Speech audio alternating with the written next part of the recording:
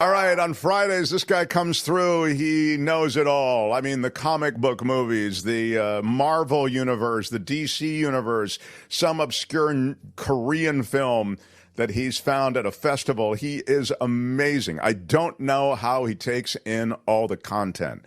A great writer, a great mind on media. How about it for a man who comes and goes on a rainbow? He is the magnificent Michael Snyder, the culture blaster. What's up, Michael?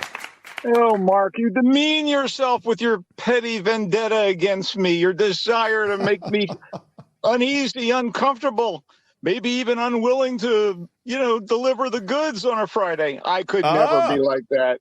I could never. But I understand this is the nature of things. And hey, after all, it's Friday the 13th. What else could I expect? I mean, what? Luck, good and bad, is kind of tricky and even a bit subjective. By the way, I'm back at my place in San Francisco for a bit. And though I love the city, I'm not sure whether being back is a good luck thing or a bad luck thing, considering all the San Francisco bashing being done by the right wing. I do want to deliver a public service message about Friday the 13th. If a black cat crosses your path today, please don't eat it. That's all. I just wanted to get that out there. Wow. Look at you with a special... They're eating the cats. They're eating the pets. Yeah, I really do. I want to grace you with this word from nutritionist Liz. She is the official nutritionist of this show. And she says... For Michael Snyder, she contributes $5 to the show today. And she says, Michael Snyder always answers my IG messages and concepts of humor, even a dad joke, she says. Also for Mark's hair, my hair, you can't see it probably, but it's a little too vertical today. Anyway, Michael, you brought nutritionist Liz in with some money, so thank you for that. And big shout out. Yeah, I'm flattered and honored. Thanks, Liz. I think it's important that we get down to business, considering all the time already frittered away. Excuse me. Go ahead. Let's get into it. All right. Come on, let's get into it. By the way, hi, Kim, wherever you are. I know you're out there. I know Kim you're paying attention. She's very tough. She's very tough. Kim is managing the hate room or chat room, as it's often called. She's she's in the lifeguard chair. Kim, how are you? Yeah. So. Okay, so it is Friday the 13th, which is a scary day, and I do think that we should lead with a movie that has horror elements in it. There seems to be one a week, and I actually wrote a column about it that's currently in the Voice of San Francisco called Scare and Scare Alike. But I would actually suggest that people check that out if they can at thevoicesf.org. But let's talk about Speak No Evil. So a couple of years ago, I saw a movie by Danish filmmaker Christian Tafdrup. It's one of those Danish names, Tafdrup. And the movie was called Speak No Evil. And I knew nothing about it prior to watching it. And it turned out to be a terrifying examination of the awful yet believable events that occur after two families, one Danish and the other Dutch, meet while on vacation. So this utterly chilling 2022 movie filled me with such dread that after it was over, I needed to calm down. So I went to YouTube and watched an old episode of Mr. Rogers' Neighborhood. I just had to do something because I was that rattled by the film. Okay, so now Speak No Evil has been remade as an Anglo-American production with a family of three from the UK and a family of three from the US meeting during a sunny Mediterranean holiday. So the British dad and mom are played by James McAvoy, Professor X himself from, X-Men First Class and such, and Irish actress Eileen Franciosi, who was wonderful in God's Creatures and stop motion. She's a terrific actress. And the characters have a mute prepubescent son. The American dad and mom, played by Scoot McNair and Mackenzie Davis, have kind of a nervous prepubescent daughter.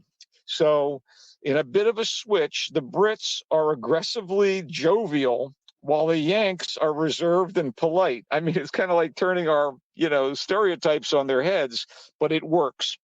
After the vacation ends, the Americans return to London, where the parents had moved for work, and in short order, the Brits invite them for a weekend getaway at their remote country home, and the fun begins. I was a little uneasy uh, when I saw the trailer for the remake, since it appears to reveal a couple significant aspects of the characters and the plot that made my skin crawl when I saw the Danish version of this thing. And even the poster suggests that maybe the McAvoy character isn't the nicest guy on the block. But in any event, it turns out that the new Speak No Evil also changes important elements of the third act of the original, and not necessarily for the better. That said, Black Mirror veteran James Watkins wrote and directed the remake, and it's a sturdy suspense movie, even if it sort of cops out on the brutally effective way the original plays out.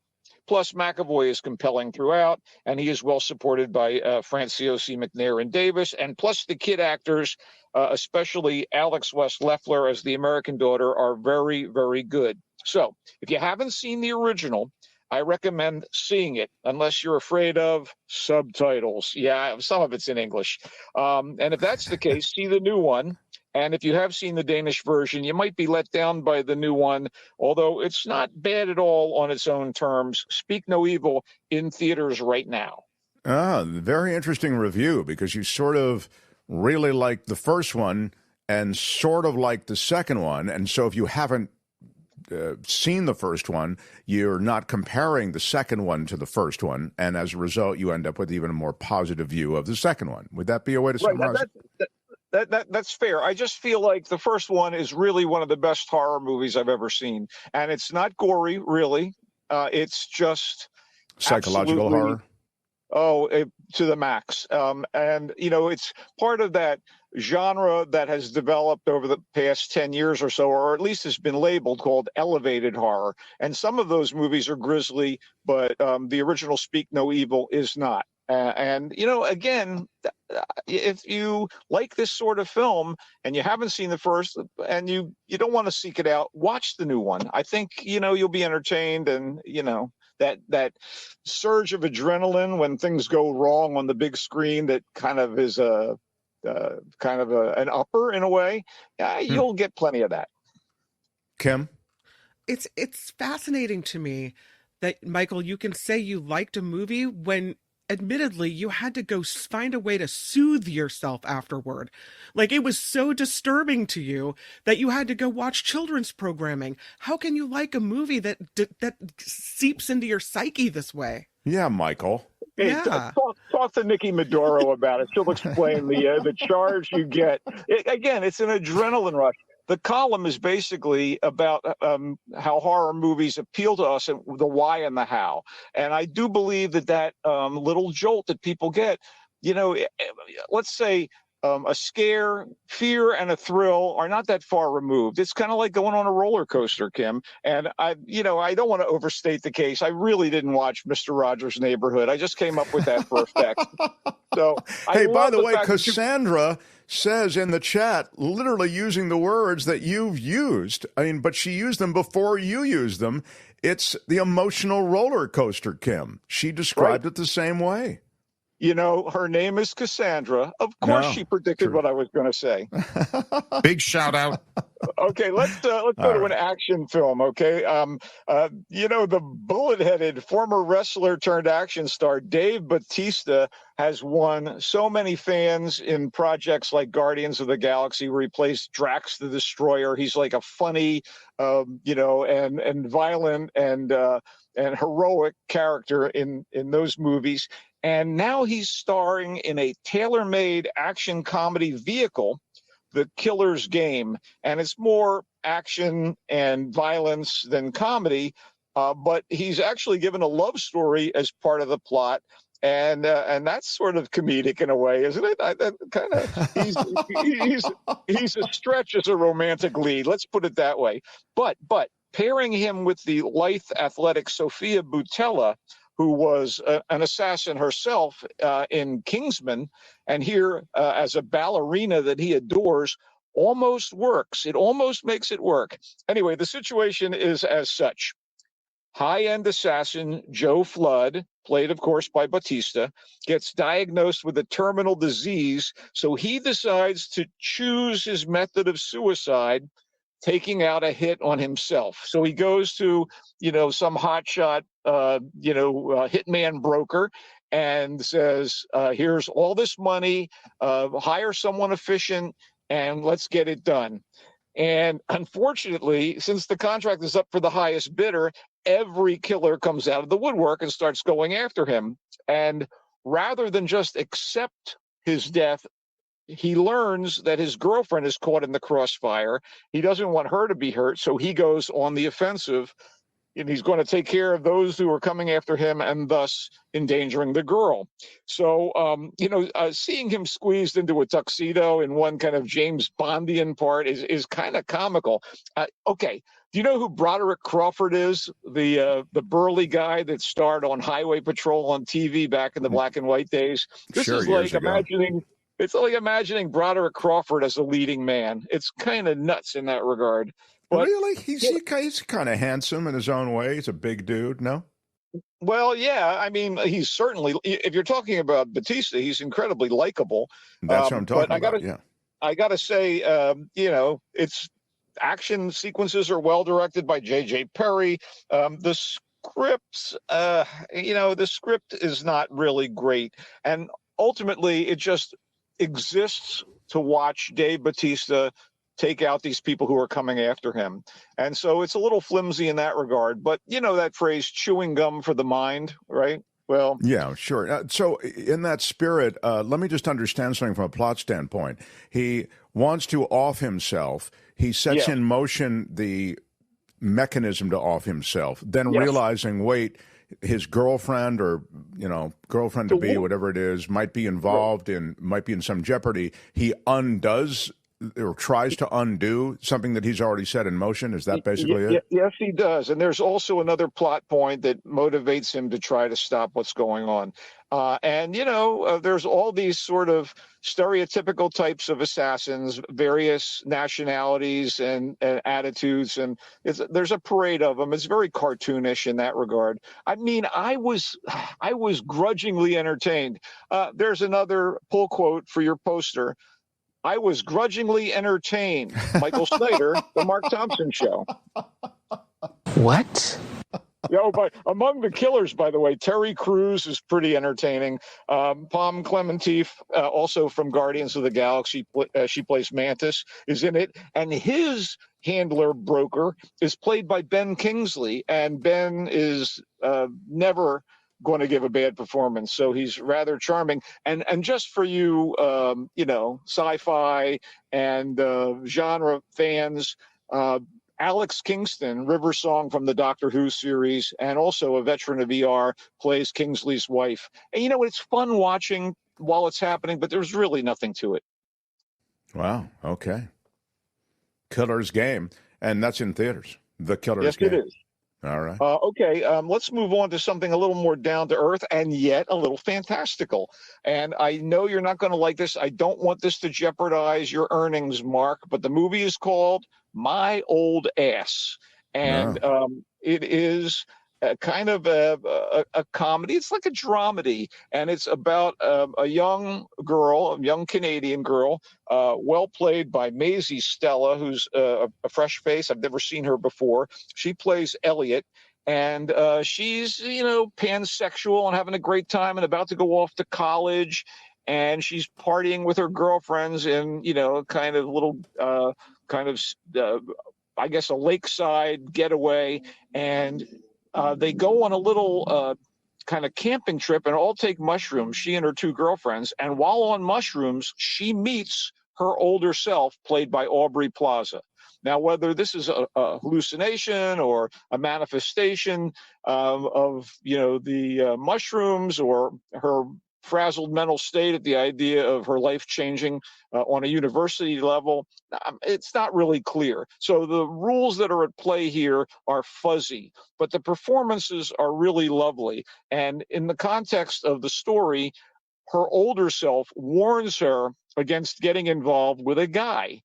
And of course, she meets the guy shortly thereafter. The guy is working on her father's cranberry farm up there in Canada, and they start kind of hanging out, and she is drawn to him, and this could be good or good. It might be bad, but we do know that Aubrey Plaza is always reliable as a comedic actress. This Maisie Stella is pretty damn wonderful, and it's got a sweetness to it and a humanity to it. It's the absolute antithesis of these other two movies in that regard. It's directed and written by Megan Park, who is a pretty accomplished young actress. And as this sort of stuff goes, it's okay. I just had a little problem with some of the, internal logic of the story. And also, we really don't see enough Aubrey Plaza, but there's a charm to it. I think, Kim, this is a movie I think you'd really enjoy, not only because it's woman-centric, but because it has that kind of lightness and sweetness and humanity. It is, in fact, in theaters. Now, when you say that, you think because Kim has that, or because Kim lacks that, and so she might appreciate it? Must you turn this around and make me the bad guy? Kim I'm just saying. Kim, how are you? All right. Are you trying to say that I have an old ass? Is that what you're trying to say? I blame you. You're kind and good-hearted. We can't see your ass, so I can't really weigh in on it. Wow. Really? Anyway, I think that's sweet that you've called out Kim as someone who would enjoy the charm and warmth of this movie. Yeah. Well, right, because she strikes me as someone who has a big heart and also cares for other people. And we see this young woman's struggle and blossoming, and that stuff I think would resonate with Kim and many, many others. So it is in select theaters, and Is this a movie that you could show a teenage girl, or is this absolutely? Does she know what the word ass means? I think so. Okay, it's kind of. Well, they get really high on mushrooms. Remember, that's apparently a plot point early on. So just weed smokers at. Yeah, I'm just saying. Honestly, Kim, you just have to do a brief parental guidance about the mushrooms, and then you can sit down and watch this thing. Stay at home and get baked. I believe it's going to play well on video. So even if you can't make it to one of the select theaters where it's playing this weekend, it will soon be available elsewhere. Wow. Okay. Well, there you have it. So that's the No. Well, Simon says no, but Snyder says yes. What would you like to get to next? Oh, great Culture Blaster. Let's wrap up with one final feature film cover, and that would be the 4:30 movie, which is a teen rom-com, I guess with echoes of the John Hughes sorts of movies, but it's the work of writer-director Kevin Smith, who we all know from Clerks, and I guess he did Mallrats. He's done a number of films, and he's well loved by many for playing Silent Bob. Or is that what? Sure. Yeah, the Jay and Silent Bob team with Jason Mewes, and he's even shown up recently in that '90s show as Silent Bob, and so he's kind of working that. But he is a writer-director, and he has his little mini empire, and he seems to work well with young actors. And this is a very, very personal movie, from all I can tell. It's about a kid growing up enamored of movies and wanting to be a writer, and maybe not even thinking about being a director as yet. And he is smitten with a local girl, and he wants to take her to a matinee along with his two idiot buddies. He has been crushing on this girl for a year, and he decides he's going to make the big leap, and they make a date to see the movie. And this is all about the misadventures of the four of them at the movie theater that afternoon into the evening. And, it's set in 1986, so there are a couple needle drops that are very much of the era. These three 16-year-old buddies they wear on you a little bit. There's something kind of familiar and trite and lowbrow about some of what goes on. There are a few jokes, that work, and the kids have a certain measure of charm, but I don't know. It's a bit much, and I do know that the biographical aspects of this coming of age story are true to Kevin Smith's experience, and he does lean on some talented friends in supporting roles. Ken Jeong he basically steals the film as the theater manager who basically can't stand the kids, and the young actors who play the trio of best buddies and the object of one of their affections. They're all quite good. Austin Zajur, Nick Carrillo, and I don't know. They're good. But what really keeps the movie interesting for me is the parade of cameos that include Diedrich Bader as a kind of a sci-fi hero. On one of the movie trailers they're watching. And in fact, I'll tell you what, the movie trailers seem so much more interesting than the story ultimately that I was like, Kevin Smith, why don't you make one of these idiot movies? Jason Biggs is in this thing, Rosario Dawson, Rachel Dratch plays one of the mothers of the teens. You also get Jason Lee, Justin Long, and obviously, of course, Jason Mewes has to show up. And Kate Micucci plays the mother of the girl. And, if you like Kate Micucci, she does her thing. There was so little to it. It's so evanescent, it's almost disappeared from my memory, and I watched it yesterday. Wow. So on the one hand, it's deeply personal for Kevin Smith, but it evaporates overnight for you. Yeah, I mean, you got Adam Pally, Sam Richardson, Genesis Rodriguez. He pulls out the stops and brings in some talented people for cameos, and they get their moments, and their moments are, oh, it's that person, and that was kind of amusing, but it didn't amount to very much. It doesn't have the big-hearted, staying power of a John Hughes movie when he was at his best. But I know it's credit that on kind the of film. poster music by Bear McCreary. I wonder why Bear McCreary is a film and television, produces film and television scores at high levels, but I wonder why he gets that breakout credit like that on the movie poster. Interesting. You got me. He wrote a couple of songs that are original for the film, I guess. I don't know. I see. They were not particularly memorable as far as I can tell. Michael did not like this movie particularly. I think his theme to The Walking Dead. I'm still humming that, but I don't know about the songs in this film. So that's the dud in the crew. Go ahead. Yeah, not terrible. Yeah, again, not terrible. Michael Snyder, the Mark Thompson show. I mean, it gets to the point that I go beyond damning with faint praise. I'm just plain damning, Yeah. Well, I know we have to wrap up, but let me just review your reviews. By all the means. 4:30 movie, you just heard about it. Kevin McCreary is the Kevin Smith Bear is the creator. McCreary is the music guy. I don't understand why he got this, but Kevin Smith is the director, writer, and the guy who put this all together. And Michael says, hey, it's a really cool cast, and it's cool to see all these people swim through this project, but he just felt as though there was no there, that it just didn't really ever land in a way that mattered to him. Wouldn't that be a fair way to put it, Culture Blaster? Yeah. I mean, it's well-meaning. I don't have an axe to grind with Kevin Smith, but it just was not a great film. He's done better work that's going to basically have more staying linger. power. It's going to linger, yeah. Tom says evanescent would be the ding word that you for the day. That was My Old Ass was the project involving these two women you see on the poster, Maisie Stella and Aubrey Plaza. There's a charm to it. There is a conceit, which is the premise, meaning the premise that the younger Maisie Stella meets the older, and on this kind of hallucinogenic experience is warned about a guy that she's going to meet, an older man. And she does meet him.